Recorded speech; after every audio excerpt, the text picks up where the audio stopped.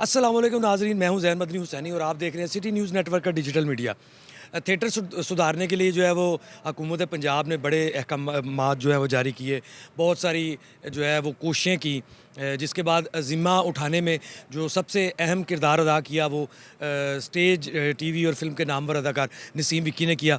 इस वक्त मेरे साथ मौजूद हैं। सबसे पहला सवाल उनके साथ यही करते हैं।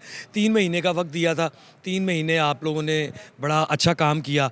अब उज़्मा बुखारी साहिबा जो हमारी सूबाई वज़ीर इत्तलात व सकाफ़त पंजाब हैं, वो अगले हफ़्ते में जो है वो मीटिंग दोबारा कर रही हैं।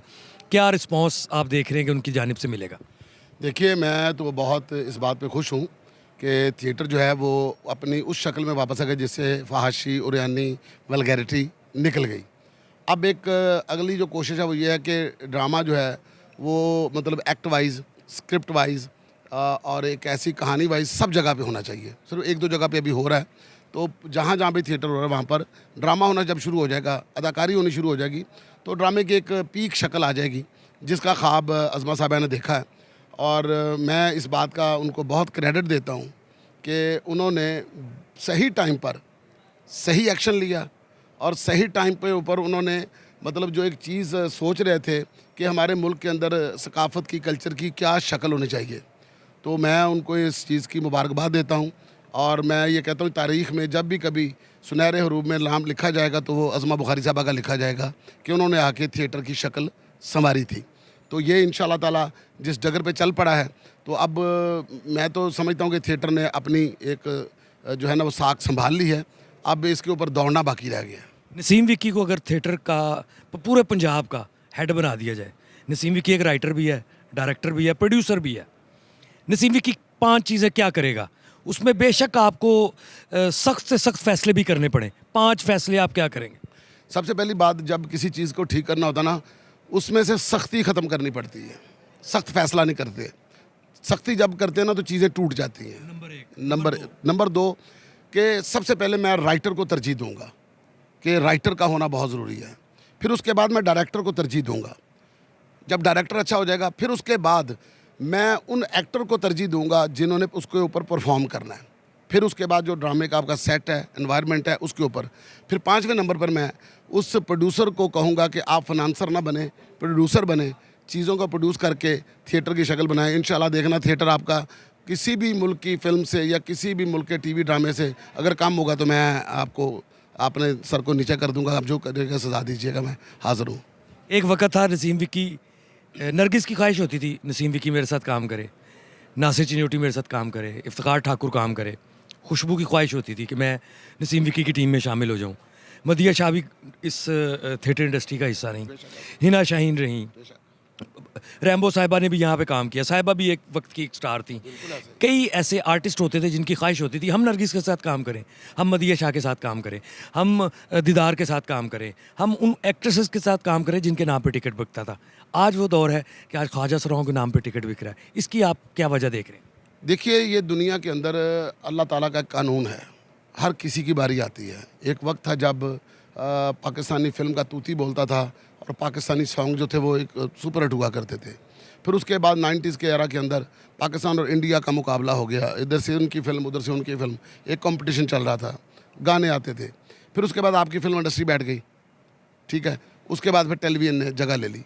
आज के ज़माने में ना पंजाबी सॉन्ग आपका हिट हो रहा है, ना आपका फ़िल्म का कोई सॉन्ग हिट हो रहा है। आजकल सराइकी गाना हिट हो रहा है, ठीक है? फिर उसके बाद आप देखिए बॉलीवुड के अंदर उनकी फ़िल्म हिट नहीं हो रही, आज तामिल की फ़िल्म हिट हो रही है और साथ पंजाबी फ़िल्म हिट हो रही है। मतलब चीज़ें बदलती रहती हैं। इसी तरह मतलब हर किसी की बारी आती है।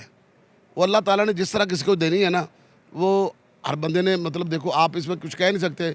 मौला अली सरकार का कौल है कि ज़मीन और माँ किसी वक्त कुछ भी पैदा कर सकती है। मैंने अपने इरादों के टूटने से अपने रब को पहचाना। मैं कहूँ जी कि मैंने शाहकार बनाना है, मैं नहीं बना सकता। शाहकार बनाए नहीं जाते, शाहकार बन जाते हैं। आप उनकी तरतीब ठीक कर सकते हैं। इस वक्त पंजाब के किसी भी बड़े थिएटर में किसी ख्वाजा सरा को कास्ट किया जाता है तो उसका ड्रामे का बिज़नेस बहुत हिट जाता है। इसका मतलब है कि तमाम अदाकाराओं की पब्लिक अब वो नहीं रही। जो पब्लिक है वो इन ख्वाजा सराओं को या इनकी परफॉर्मेंसेस को देखना चाहती है। देखिए, पब्लिक कभी भी किसी की ख़त्म नहीं होती। एक ट्रेंड होता है जो ख़त्म हो जाता है। कभी किसी का बन जाता है, कभी किसी का बन जाता है। एक वक्त था जब हॉकी बहुत ज़्यादा फेम थी, उसकी जगह क्रिकेट ने ले ली, ठीक है। अब फिर इसी तरह मुख्तलिफ़ चीज़ें आप देख लें, फ़िल्म की जगह पर थिएटर आ गया, ठीक है, टेलीविज़न की जगह पर अपना यूट्यूब आ गया। अब ये सारी चीज़ें बदल रही हैं। ये ज़िंदगी जो होती है ना, एक ताश की बाजी की तरह होती है, इसकी शफलिंग होती है, कभी किसी को बाजी लगी चली जाती, कभी किसी को बाजी लगी चली जाती है। जी नाजरीन, नसीम विकी की आपने बातें सुनी और बड़ी अच्छी बात की उन्होंने कि ज़िंदगी ताश के पत्तों की तरह होती है, जिसकी शफलिंग जो है वो होती है और ताश के पत्ते कभी ऊपर हो जाते हैं और कभी नीचे हो जाते हैं। अदाकार नसीम विकी की आपने बातें सुनी। नसीम विकी की बातों के बाद अब अदाकाराओं के पास चलते हैं और उनसे पूछते हैं कि उनका इस हवाले से क्या कहना है। मेरे साथ इस वक्त मौजूद है अक्सा मलिक। अक्सा, सबसे पहले ये बताएं कि एक वक्त था अदाकाराओं के साथ अदाकारों की ख्वाहिश होती थी काम करने की, और अदाकार की अदाकाराओं के साथ होती थी काम करने की ख्वाहिश।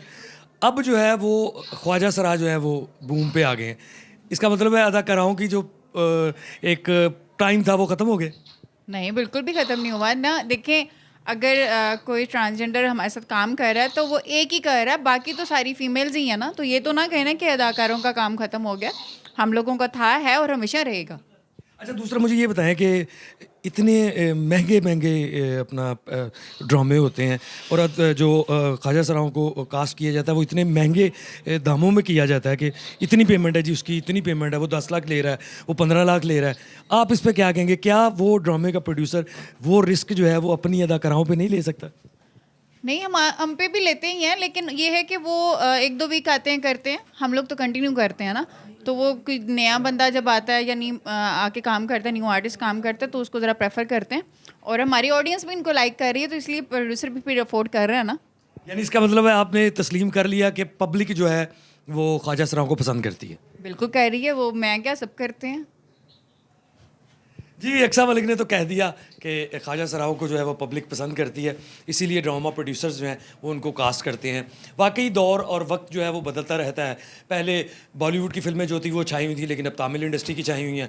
पहले जो है वो पंजाबी फिल्मों को इतना नहीं देखा जाता था, लेकिन अब पंजाबी फिल्मों को भी देखा जाता है। और वाकई पहले दौर सिनेमा स्क्रीन का था, लेकिन अब दौर जो है वो नेटफ्लिक्स का है। ये अल्लाह ताला ने उनका रिस्क लगाया है। ख्वाजा सरा मेहनत कर रहे हैं, टैलेंटेड हैं, वल्गैरिटी से दूर हैं। नहीं तो छुप के भी उनकी वीडियो बना के देख लीजिएगा।